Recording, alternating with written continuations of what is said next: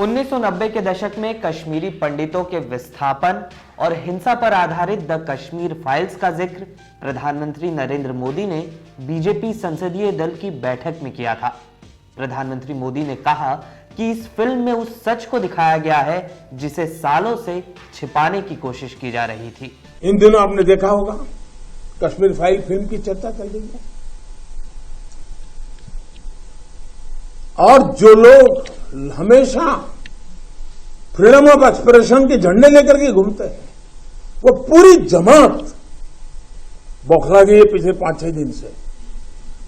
और ये फिल्म का तथ्यों के आधार पर, आर्ट के आधार पर उसकी विवेचना करने के बजाय उसको डिस्क्रेडिट करने के लिए एक बड़ा मुहिम चला है। आपने देखा होगा एक पूरी इकोसिस्टम कोई सत्य उजागर करने का साहस करे, उसको जो सत्य लगा उसने प्रस्तुत करने की कोशिश की, लेकिन उस सत्य को न समझने की तैयारी, न स्वीकारने की तैयारी है, न ही दुनिया इसको देखे इसके लिए उनकी मंजूरी है।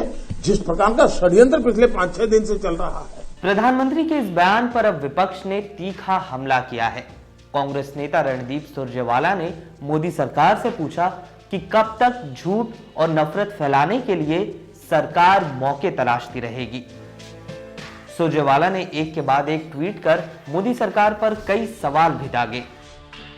कश्मीरी पंडितों के पलायन के लिए जम्मू कश्मीर के तत्कालीन राज्यपाल जगमोहन को दोषी ठहराते हुए सुरजेवाला ने पूछा कि जब कश्मीरी पंडितों को घाटी से भागने के लिए मजबूर किया गया तब भाजपा के 85 सांसद क्या कर रहे थे, जिनके समर्थन से केंद्र में वीपी सिंह की सरकार चल रही थी।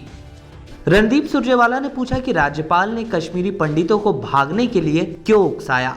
सुरजेवाला ने कश्मीरी पंडितों के साथ अत्याचार को भाजपा के मौन समर्थन का भी दावा किया।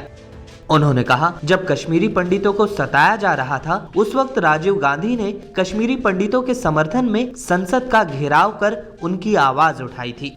सुरजेवाला ने आरोप लगाया कि उस वक्त बीजेपी नेता अपने राजनीतिक फायदे के लिए रथ यात्रा निकालने में व्यस्त थे।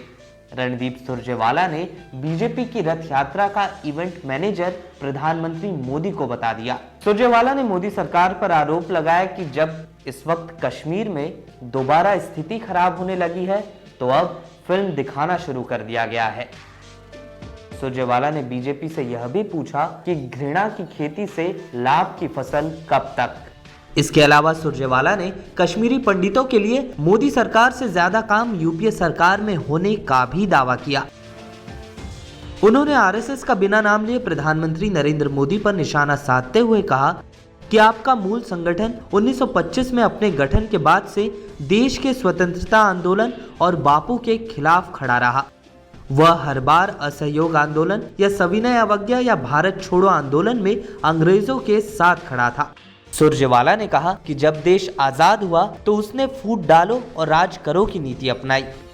इस वीडियो में फिलहाल के लिए बस इतना ही। देश दुनिया की तमाम खबरों के लिए बने रहिए लोकमत हिंदी के साथ।